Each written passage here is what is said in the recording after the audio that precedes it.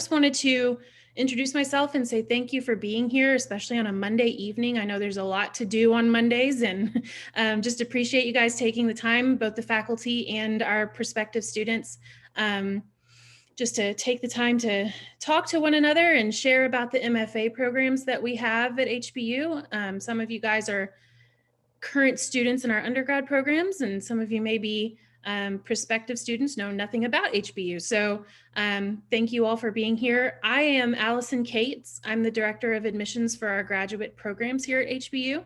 And I will be here throughout the next 30 to 45 minutes to answer any questions about our admissions processes, what you can expect as you go through the application process, and things like that. But what I really want you guys to be able to hear tonight is from our faculty. You will be working with them on a day-to-day basis, and they are obviously subject matter experts in what you are wanting to learn about. So I am going to, hand it off to our faculty. Josh, if you want to start, and maybe just have the faculty introduce yourselves and, tell a little bit about what you teach, what your area of expertise is, how long you've been at HBU, and then we can jump in. So many different things. Thanks, Allison. Hello, everyone. Welcome, especially those of you who just joined. Haven't had a chance to say hi yet, but good to see you. Thanks for joining us. And to all of you who are, joining us via a recorded session, hello to you that I cannot see or know that you're here yet. I'm Josh Sikora. I'm the Director of our Fine Arts graduate programs here at HBU. So we have 3 MFAs, Master of Fine Arts programs in the School of Fine Arts. We have a creative writing MFA, a screenwriting MFA, and then a studio art MFA. And with me today, Matt and Bearden, I'll let them introduce themselves in just a second here, but they both teach in our creative writing MFA. I teach in our screenwriting MFA, and then I'm a graduate of our studio art MFA. So while I can't answer all the questions for our studio art faculty, I can certainly speak to the experience there and talk a bit about that program, which has been around for a number of years. It's a really awesome, really well established program. Our writing MFAs are a bit newer, but we've had a really great first year and 3 months here, and have been really blessed by the students that we've had in our first cohorts. So that's a little bit about me. I'll let Matt introduce himself, and then Bearden, and then we can talk a little bit about these MFAs. Yeah, I'm Matthew Boyleston. I'm a professor in English and writing. I'm a poet and teach mostly in the poetry track of the undergrad and MFA programs. I have an MFA myself from University of South Carolina, and look forward to meeting you. Some of you I already know, but some of you I don't. Bearden? Hi, my name is Bearden Coleman. I teach undergraduate and graduate writing and cinema studies courses. I wear different shoes, different hats. I don't know, whatever you do. I should know what that metaphor is. I think it's hats. So I'm actually teaching this summer. Is it the summer and the fall? I think it's the fall. I'm actually teaching in the screenwriting. I'm teaching a topics and genres class in the screenwriting realm of things in the MFA.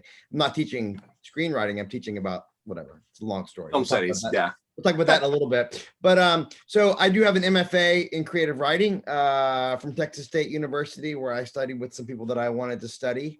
I lived in New York City for 17 years, taught at a college there. And then I moved here in 2017 because Houston just seemed a little more family friendly. And it was a great place to work with some like-minded individuals, and getting MFA up and running has been really one of the highlights of my time here.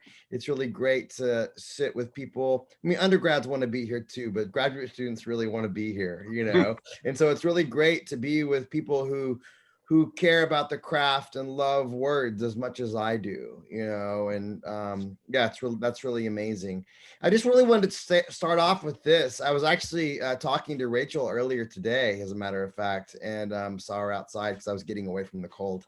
And maybe one of the things you're thinking is, do I need an MFA to be like a professional writer? And to be honest, the answer to that is no. You know what I'm saying? It's like, To be a doctor, I guess technically, like you legally, you do need to like go to medical school, right? They're not gonna let you do brain surgery. You could try to write a book, and you can't not try. You can write a book and be really successful without, having an MFA program. But I think one of the things is it speeds things up. Okay, like back in my day, old man here. When I started sending out short stories, Matt was probably the same way. You didn't submit a story online. Like that was weird if they accepted online submissions, right? Like you literally had to print your story off, right? And you would put it in an envelope. Remember this, Matt? And you would send it out. And then I actually used the entire budget of the English department one semester sending out poems. Right. And so you would send, the story's going somewhere, I promise. You would send it out, and then you're not, supposedly you weren't, this is really crazy. You weren't supposed to double submit, which you're still, I don't know, that's another thing, So you would have to wait for it to get somewhere. Hopefully someone would read it. Hopefully they would get it back to you. And then you would like go on your spreadsheet or your list and go to the next place.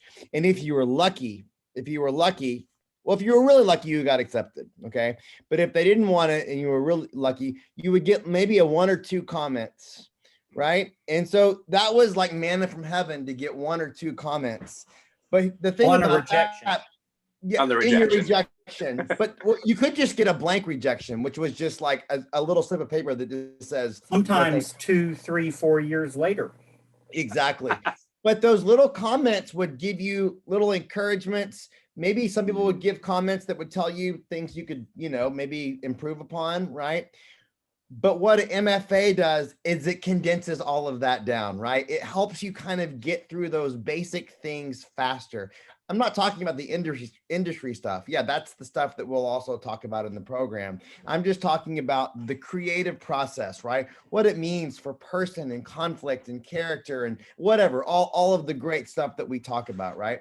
So it was just funny. I was talking to Rachel today. That was just what I was thinking about, Can you do this on your own? Sure. Does it help to have a supportive group of people that want to help you get there faster? Absolutely. Are there other benefits that you get a terminal degree and you can teach at a college like us? Absolutely as well. You know what I mean? So there are multiple things, but I just kind of wanted to lead off with that. And you can, the other advantages too, from an industry side, since you mentioned that, it is a terminal degree. It's the standard degree in the field, whether you are working at a college level, which it does certify you to do, or you are just sort of in the writing community. Probably most people are going to have MFAs, but you also make connections. You meet people that go on and work at other universities and invite you to, we're doing our writing conference right now, and most of our contacts are people that either I studied with or I studied under, or then they knew somebody that studied under. This is how people get editors. This is how people get agents. This is how books get published. You learn sort of the ins and outs of how the relatively small world of being a professional writer works.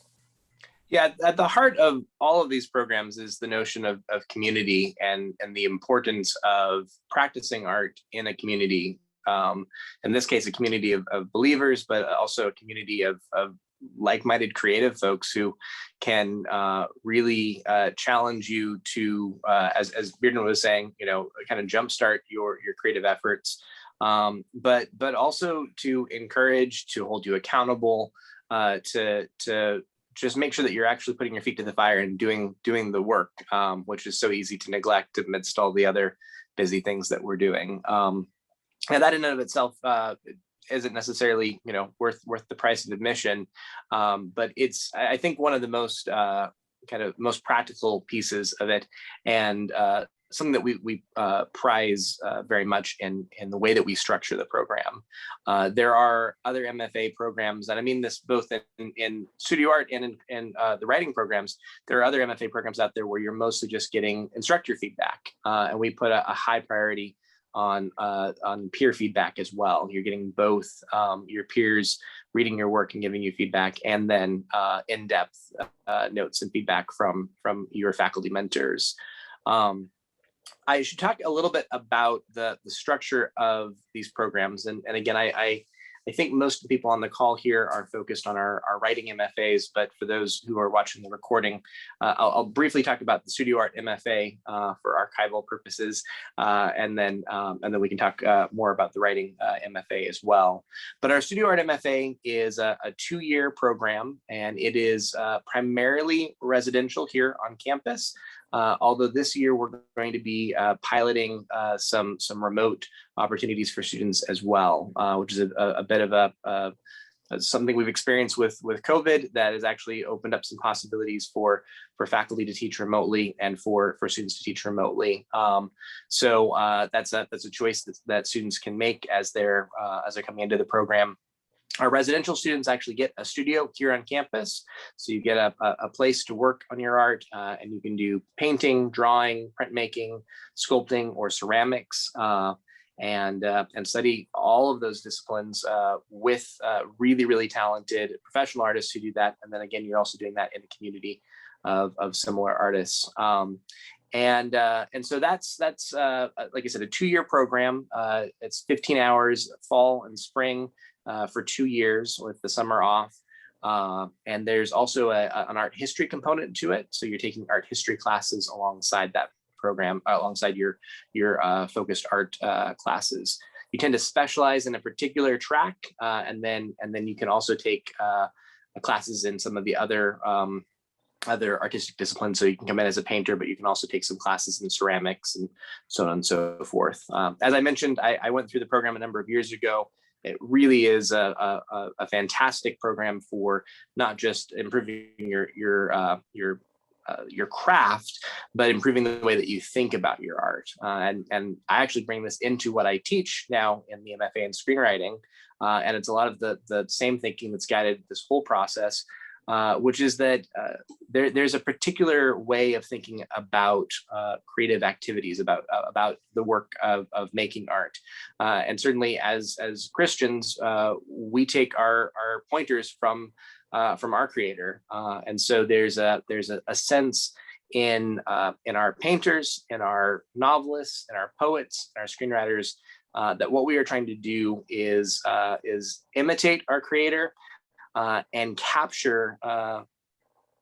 Oh, sorry, I thought I got disconnected there for a second. And capture the truth of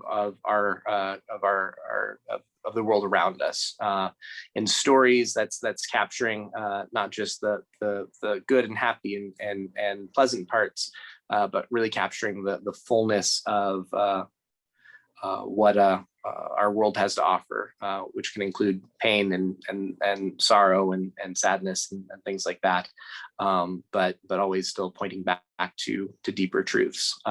So that undergirds all the things that we're doing. Again, it's done in community, but it's also done with a foundation, building a really strong foundation for you to be inspired by and to give you something to write from, a place to write from, a context to write from.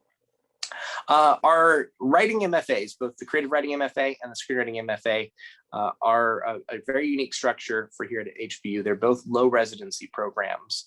And we've done this for a number of reasons, but it's really, really helpful for students who are interested in working full-time or part-time while you're going through the MFA. It's also helpful if you are not necessarily local here to Houston. Basically, the notion of this is that we spend about 2.5 weeks a year in person in concentrated residencies here on campus or in places near here. Our first residency was actually out on Galveston. We rented a beach house and we went out there for a week, hung out with Brett Lott, the New York Times bestseller, and Whit Stillman, Oscar-nominated screenwriter. And we spent a week with our cohorts and with these guest writers, talking about storytelling, talking about writing, and talking about art. And so we'll do those kinds of little retreats in January and in May and in August. The May one is tied to our Writers Conference, which actually is coming up here on May 1st. Try to give you more details about that before we wrap up. And then, like I said, there's also one in August. So we have those 3 events where we gather together in person each year, and then the rest of the time you're working remotely. And we've really learned to sort of distinguish some terms this year, as much of the year has been remote.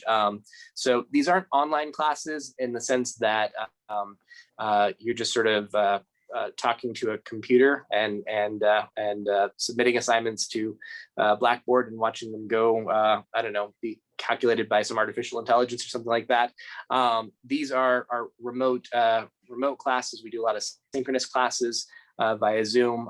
We also do a lot of individual meetings. So you'll just have individual Zoom calls with your professors. A lot of the cohorts have gotten together outside of class, either in person. The ones who are local here in Houston will go get together, in person, but then also have their own Zoom chats and things like that. So again, we really prize the idea of community, and we're really thankful that the technology makes it possible to build some community, even when we aren't necessarily in the same city or aren't always able to make it to the same campus at the same time of day.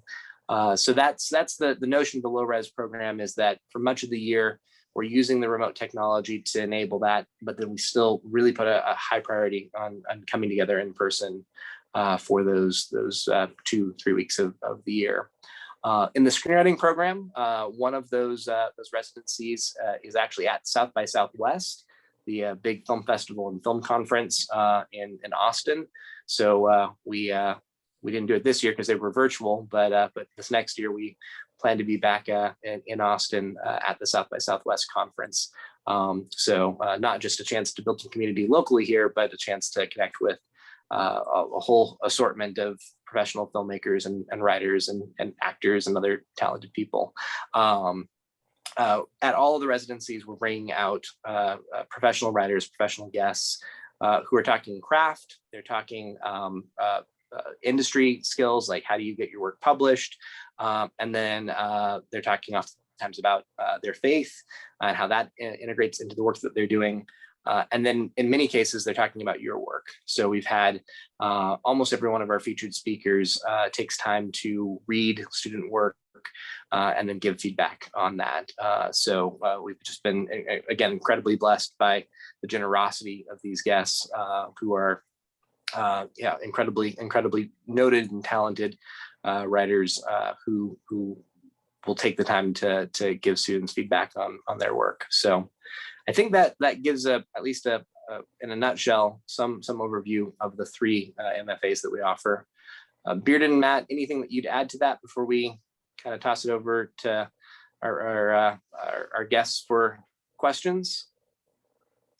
I don't have anything to add, but I will say one of the things that I think has been very impressive about this MFA is the camaraderie with the students. I mean, they really do work together and they help each other. And it's, on one hand, yes, we're teaching classes, but the difference, I think, between an undergrad and a grad program really, and this is kind of developed organically, is it's much more like we're colleagues all together, learning together. And I'm working on my poetry, Bearden's working on film criticism or fiction, and the students are very diverse. They're diverse in age, they're diverse in life experience, they're diverse in background, and they really are if you're going to commit 18 months of your life or 2 years of your life for the visual art to focus on your art, they take it very seriously, and they're very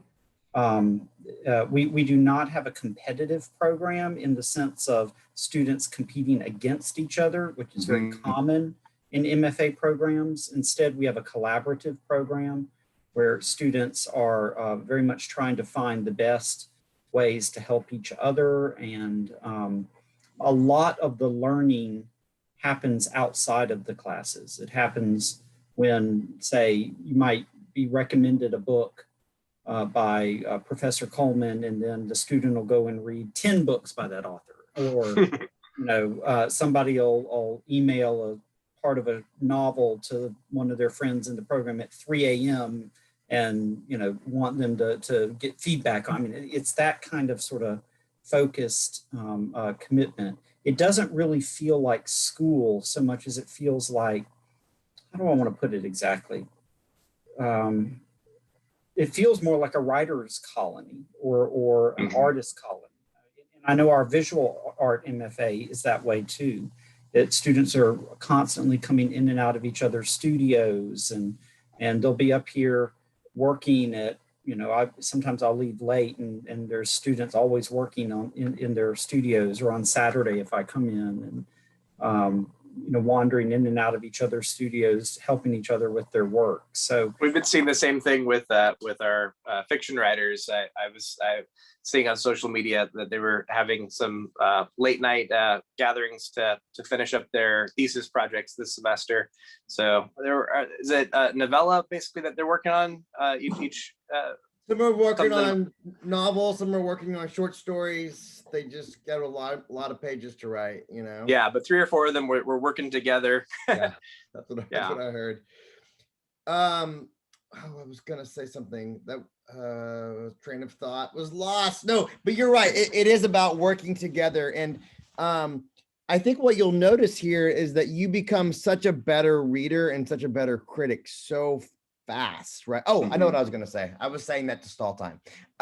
What I really wanted to say is this, like Matt said, it's not like typical school. It's not. Like, I really am here to help, Hannah and Rachel and Simone, whoever else, Chris and Elizabeth. We really are here to help you guys be the best versions of who you are. Like, all I wanted, my job as a teacher here is to help you succeed, right? I'm not here to try to be a scold or something like that. You know what I mean? It's like a school marm. It's like, I'm really here because I want to see you succeed. And by saying that, I don't want you to become a version of me. I mean, you don't want to be a version of me, but you know what I'm saying? Like, there are some places where it's like, this is the kind of mold you need to fit into. Instead, it's like, maybe I have a student who's interested in science fiction, but then I have another student who's interested in sort of like straight up realism, right? Like, what I wanted, I mean, I'm enough of a generalist to kind of work with that, and so what I want to do is help you be the best version of who you are.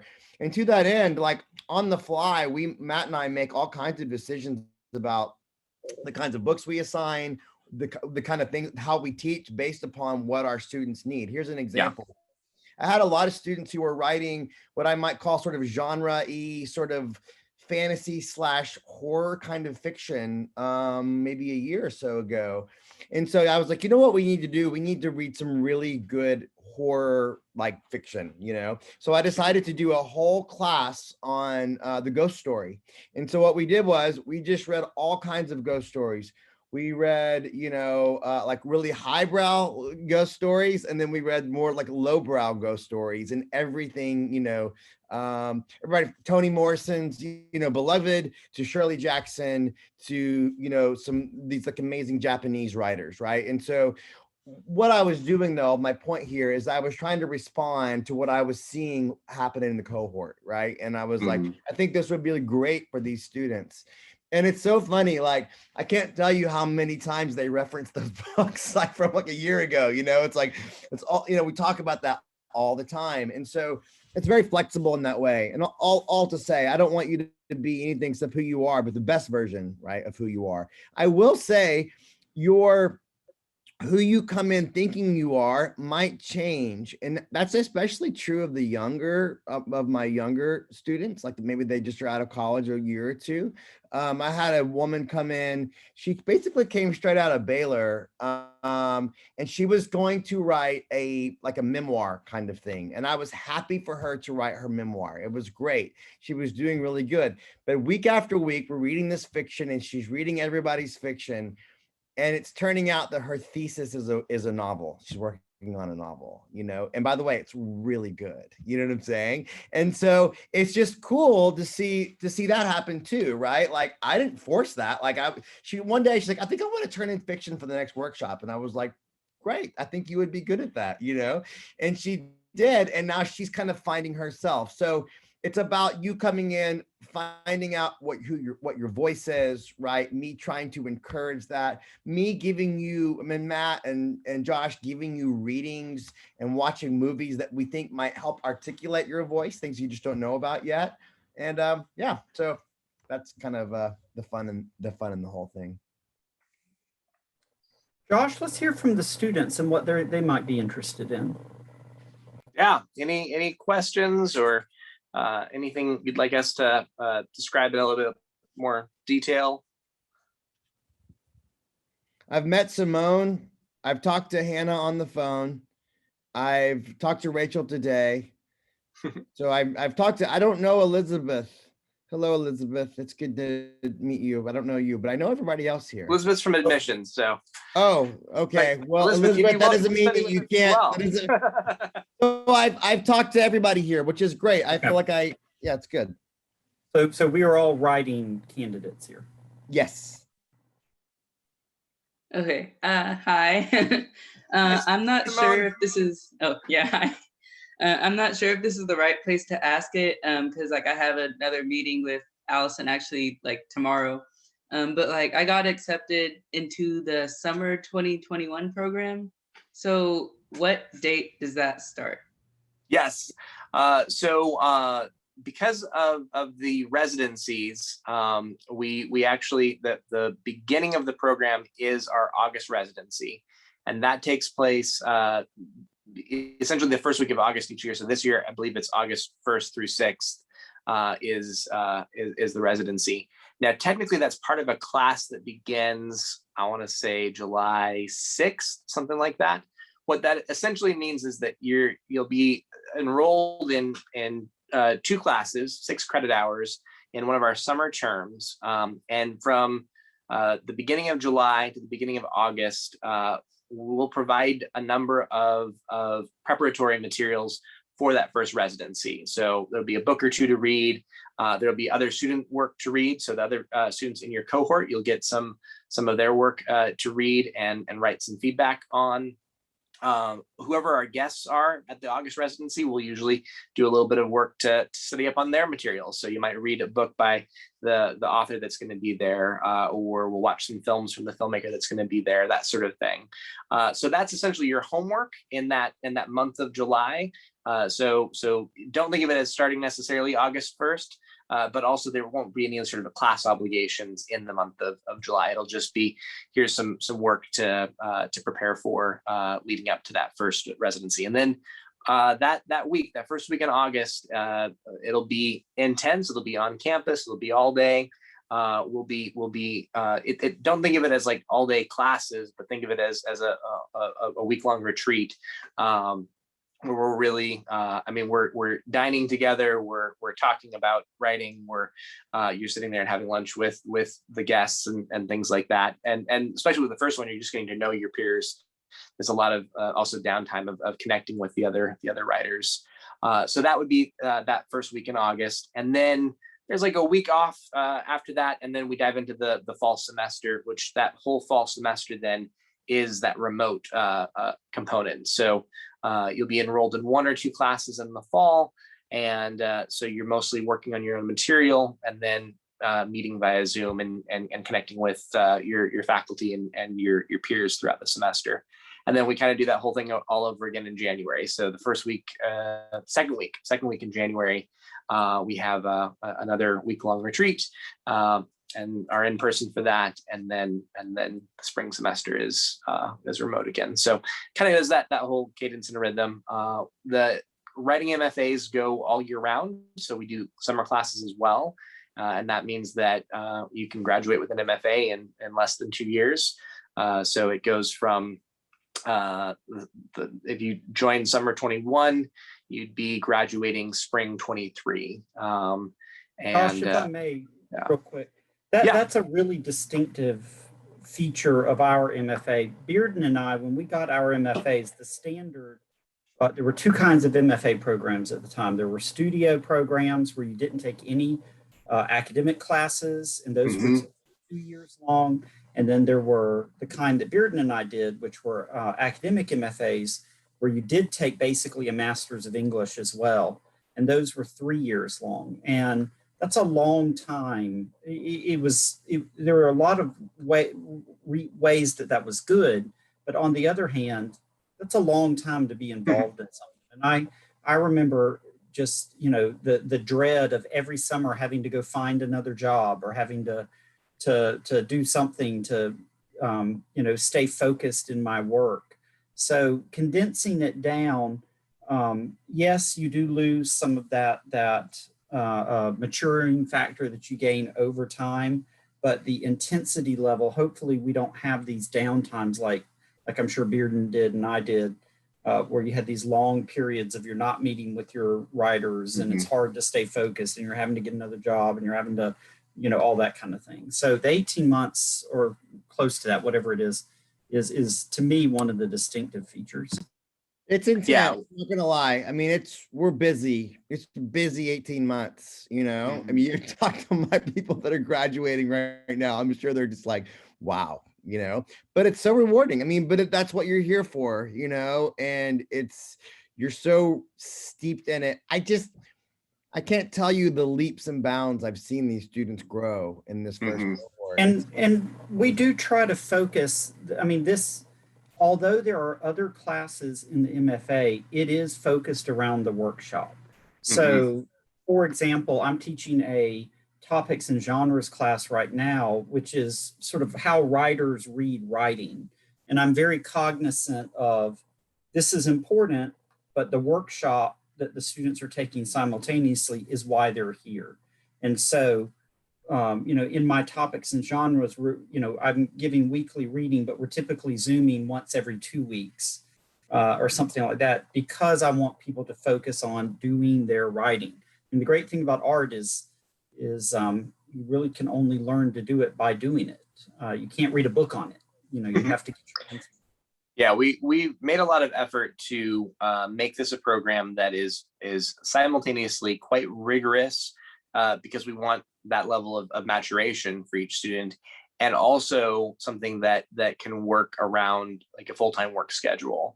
And that is not an easy thing to make work. But looking at our first group of students that are finishing this May, it seems to have been something that is possible. And I mean that both in the sense that they've held down their jobs and been able to keep doing that and attend these residencies and mature in considerable ways. And one of the other pieces that I think is really important as we look at what we want to accomplish in that time with you as a student, but also that knowledge that if we taught you well, you're going to continue to grow after graduation, is that we see this as an ever increasing community that we're building here. So once you're a part of this program, like with these residencies, with our guests, with the conferences, like we want you to be able to still connect with other guests that are coming in. We're doing a lot of Zoom guests throughout the year. And so those are events that it's very easy for us to keep our alum plugged into those kinds of events. The Writers Conference that we do each year, that's open to alum. And so, it's not like the learning ends when you graduate. It ultimately is something that we want you to be able to continue to come back and stay connected to that community and keep networking with the guests that we're bringing in. And, like Josh said, at our Writers Conference coming up, we have 2 alum that are going to be reading. We have one of our current MFA students is also teaching undergraduate classes with us. So, we're not a program that sort of wants to be a graduation mill. Graduate, you get you out, get somebody else. We want to keep that community and those connections and help students find placements and help them find publishers and offer opportunities to for them to come back and give readings and perhaps teach classes, that kind of thing as well. Bearden, can you talk briefly about some of the students that have published already? Well, that's a good question. Yeah, so I do have a student. I have students that are well, this was exciting. So a lot of them hadn't submitted that much before we started, right? And so I do have students that I've really, really encouraged to start submitting for publication. And that's kind of nerve wracking if you've never done that out in the quote unquote real world. It's not just the college. And there's a way that you have to do it. I mean, you have to Yes. learn how to do it. Right. But like, I mean, it's great. I have one woman who, yes, they really interested in her like memoir piece that we're looking at right now. I have another, and this is out of a group of 7 students, by the way. I have another student.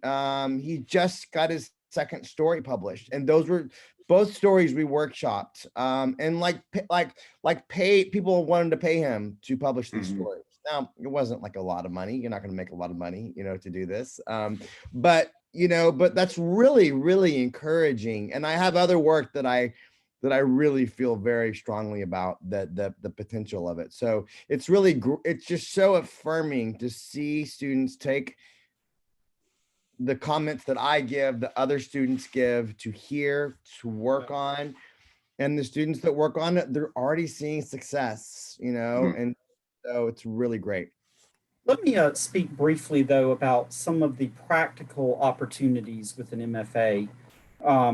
It is a terminal degree. What that means is it's the highest degree awarded in its field. Now, I also have a PhD, but my PhD is in is a relatively rare PhD in creative writing. There's not a lot of them out there. But what the MFA does is it certifies you to teach at both the undergraduate and the graduate level, specifically writing classes, and oftentimes, depending on the school, English classes as well.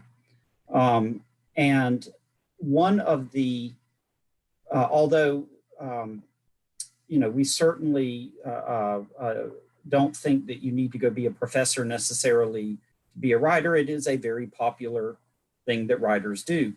And, in order to do that, you would have to have a MFA or a higher degree. An MFA is a higher degree than an MA. An MA will allow you to teach undergraduate classes, but it will not typically allow you to teach graduate courses. There is always exceptions to the rules, so on and so forth. But one of the biggest growing fields right now is the community college system. And there are a lot of jobs available, whereas in 4-year universities, jobs are getting much harder to find. Community colleges are growing. And the MFA is a wonderful degree for that. And there's a lot of benefits to that. You teach a little bit more, but you still have a lot more free time than you would, say, in a typical job, state benefits, all that kind of stuff. Also, I've seen students go on with MFAs to work in industry, in writing fields, in marketing. I was talking to, who was I talking to about this? Maybe it was Hannah. No, I don't think it was Hannah. But I know that a lot of video game and like the company that owns Magic the Gathering hires MFAs like for game development because of the story nature of games. And I mean, that's a requirement for certain jobs in all sorts of different areas that you might not necessarily think about. Because learning to write creatively is, it's a little bit like this. If you learn to sing opera, you can also sing Taylor Swift. If you only learn to sing Taylor Swift, you can't sing opera. So, writing from a creative point of view, it trickles down, and they can teach you the forms and fashions of whatever, forms of writing that they use in your career, legal or medical or in industry. But having that sense of audience and voice and word and sentence structure and vocabulary and style and all this kind of stuff is a highly mutable and marketable skill. Any other questions from those of you who are still with us?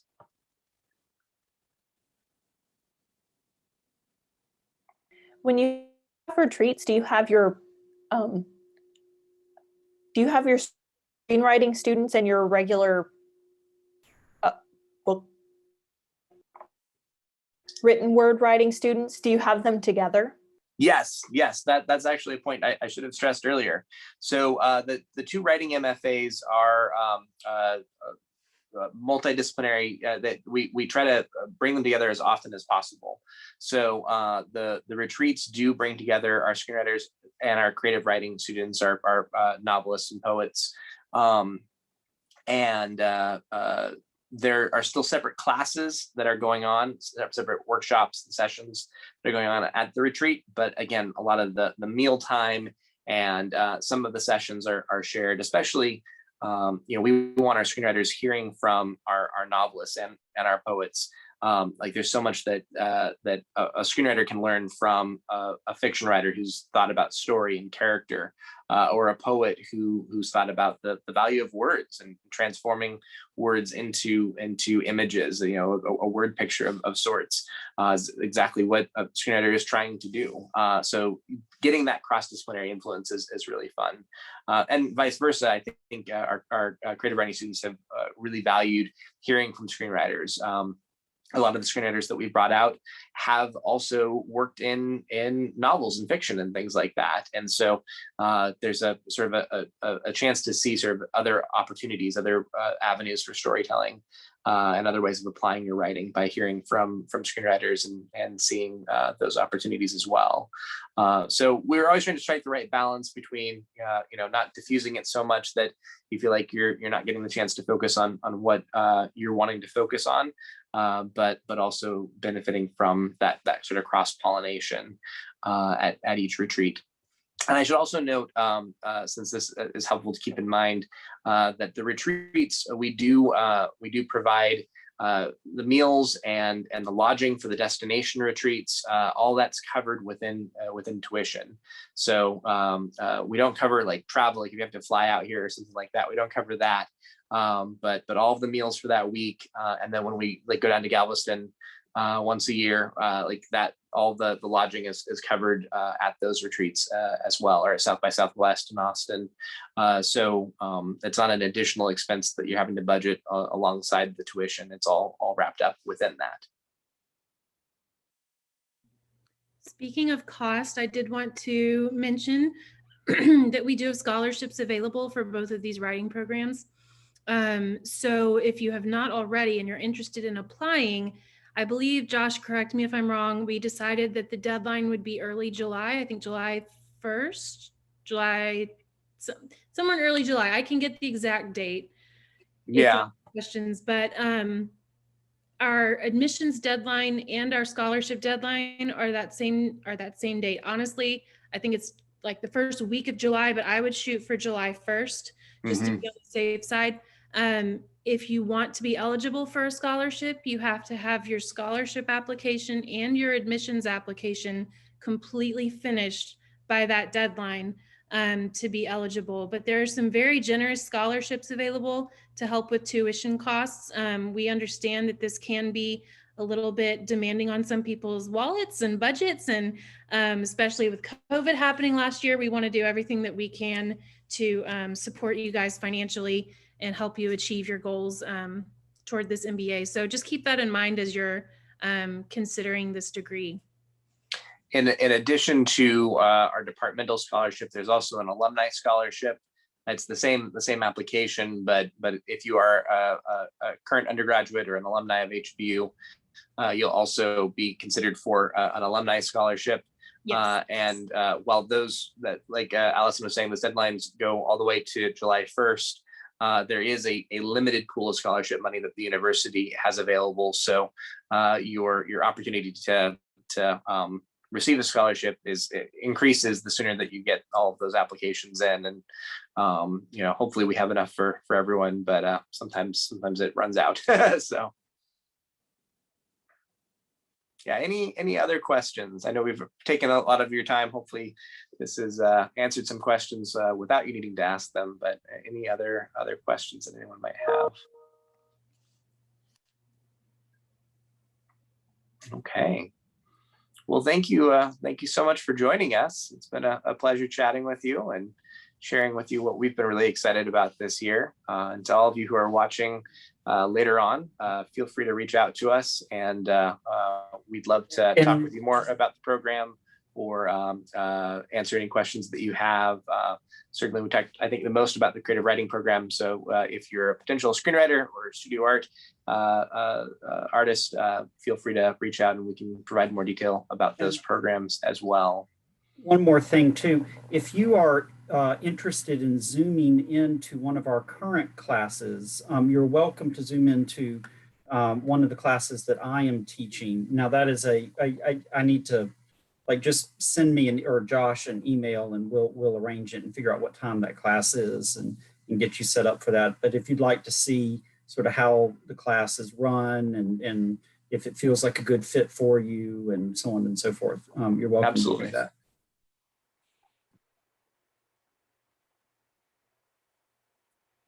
Great. All right. Well, thank you all for joining us, and to our faculty, thank you for your time tonight. Most of y'all appear to be either current students or have already been in touch with the faculty, so you do have their contact information. But if there's a person that you would like to speak to and you don't have their information, you can reach out to our admissions team at gradadmissions@hbu.edu, and we can certainly connect you. So feel free to reach out to the faculty or to me or my team, and we'll be happy to help you. But thanks for joining us, and I hope you have a great night. Thank you. Take care. Thanks, everyone. Thank you.